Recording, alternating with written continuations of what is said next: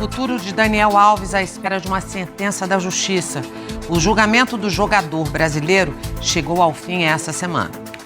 Daniel Alves é acusado de estuprar uma mulher numa boate em Barcelona. No depoimento, ele disse que bebeu demais, que não sabia o que estava fazendo e até chorou. Choro. Relatos graves. De uma noite que mudou vidas. Um ano depois de ser preso por estupro, um dos maiores ídolos do futebol mundial volta para a penitenciária, agora para aguardar a sentença da Justiça espanhola. Jornalistas do mundo todo foram a Barcelona acompanhar o julgamento de Daniel Alves.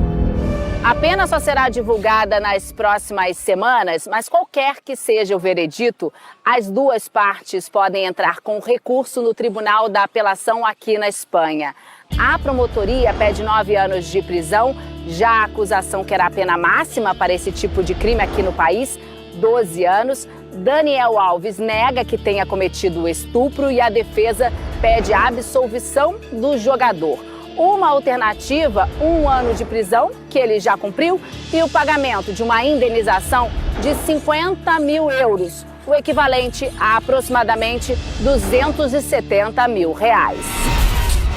Nos 3 dias de julgamento, a vítima não teve contato visual com Daniel Alves e a voz nos relatos foi distorcida.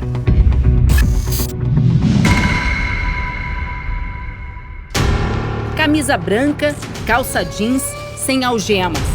Só um policial ao lado do jogador. Foi assim que ele ouviu o depoimento da vítima durante 1 hora e 15 minutos. Separada por um biombo, ela reafirmou em detalhes a acusação de agressão sexual em 30 de dezembro de 2022, no banheiro da Boate Sutton, uma das mais badaladas de Barcelona. Também falaram a prima e uma amiga da denunciante. A jovem teria saído do banheiro chorando muito, dizendo que o jogador a tinha machucado. Depois disso, a boate acionou o protocolo de segurança.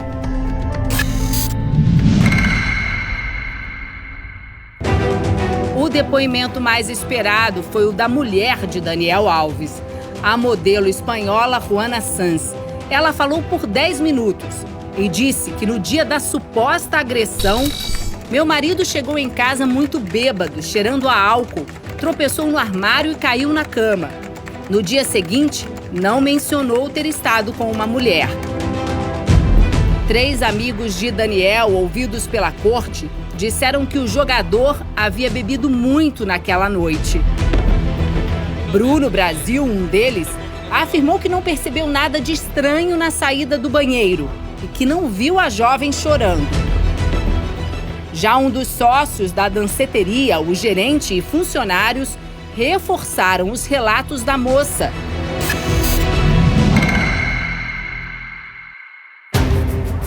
No último dia, Daniel foi ouvido e chorou por 2 vezes.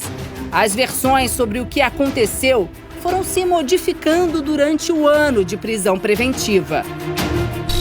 Primeiro, o jogador disse não conhecer a suposta vítima.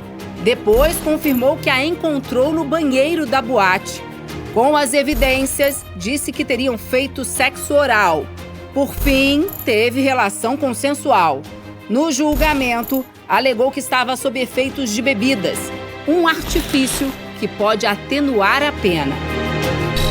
Pedimos 5 garrafas de vinho, 1 uísque, 1 saquê.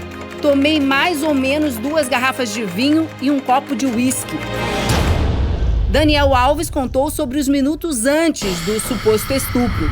Depois de algum tempo, estávamos dançando mais perto. Começou a passar as partes íntimas dela nas minhas. Falei para ir ao banheiro e ela disse que tudo bem. Depois descreveu com gestos o que se passou no banheiro. Daniel afirmou que em nenhum momento a denunciante disse não. Eu não sou esse tipo de homem, não sou um homem violento, afirmou. Ele chorou quando explicou que mentiu no início porque não queria que a esposa soubesse. Um dos momentos mais traumáticos do julgamento foi durante a apresentação dos vídeos das câmeras que estavam nos uniformes dos policiais que receberam o primeiro chamado da casa noturna e também das imagens do circuito interno de segurança da boate.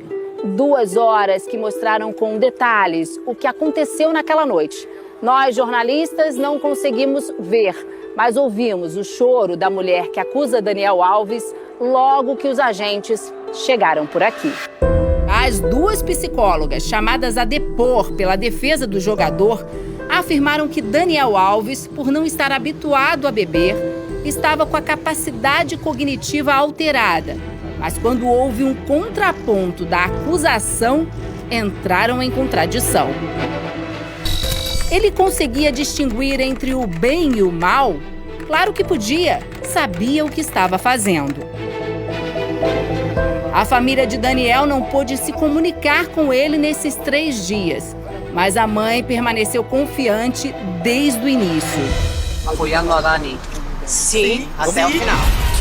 Jackson Trindade é amigo de Daniel Alves, acompanhou do Brasil o julgamento e também acredita na inocência. A impressão continua a mesma desde o início, né?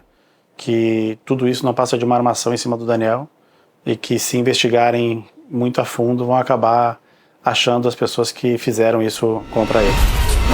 Esse advogado criminalista explica que o processo espanhol e o brasileiro são parecidos e que, se for condenado, o jogador vai cumprir a pena por lá. Se a pena fosse executada no Brasil, teria que haver um acordo entre a Espanha e o Brasil para que essa pena fosse executada aqui. O Superior Tribunal de Justiça brasileiro teria que revalidar esse processo no Brasil. É um caminho burocrático, demorado, e acredito que a justiça espanhola não vai permitir que essa pena seja executada no Brasil. A história de Daniel Alves até aqui era de um vitorioso. Ele nasceu em Juazeiro, na Bahia, às margens do Rio São Francisco. Filho de um agricultor, o garoto, habilidoso com a bola, ganhou uma estátua ao lado de outro filho ilustre da cidade, o compositor João Gilberto. O caso virou assunto nas ruas. A cidade está muito abalada, sente muito com tudo que está acontecendo, né? E esperamos que resolva, né, isso tudo, que a justiça, né, faça o que for melhor. O lateral deu os primeiros chutes nesse campo do Juazeiro Social Clube. Saiu de casa aos 15 anos para ganhar o mundo. Do Bahia para o Campeonato Espanhol, Sevilha e Barcelona. Aqui no estádio oficial do Barcelona, que agora está em obras, Daniel Alves reinou como ídolo e viveu momentos de consagração. Jogou em outros grandes clubes ao longo da carreira e conquistou 43 títulos. Tanto que o lateral é o segundo jogador com mais títulos oficiais da história do futebol mundial, atrás apenas de Lionel Messi. Daniel passou pela Juventus, na Itália, e pelo Paris Saint-Germain, na França. Foram 125 jogos com a camisa da seleção brasileira. Na última Copa, ao entrar em campo aos 39 anos, se tornou o jogador mais velho a ser convocado. O plano do Tite era, se o Brasil fosse campeão no Catar, o Thiago Silva ia levantar a taça ao lado do Daniel Alves. Ele representava um jogador brasileiro vencedor, tinha personalidade. Assim, era o resumo do jogador brasileiro que a gente teria orgulho. E a imagem do Daniel Alves está arranhada para sempre. Depois de passar pelo São Paulo e voltar rapidamente para o Barça, Daniel transferiu-se para o Pumas, um dos 4 maiores times do México. Foram poucos jogos antes da acusação de estupro. Com o escândalo, o clube rompeu o contrato. O início de uma sequência de quebras de contratos publicitários. Se o Daniel Alves for contratado por qualquer clube, ele não consegue trabalhar, ele mancha a imagem desse clube. Hoje, acabou, não tem mais espaço para quem se envolve no crime sexual.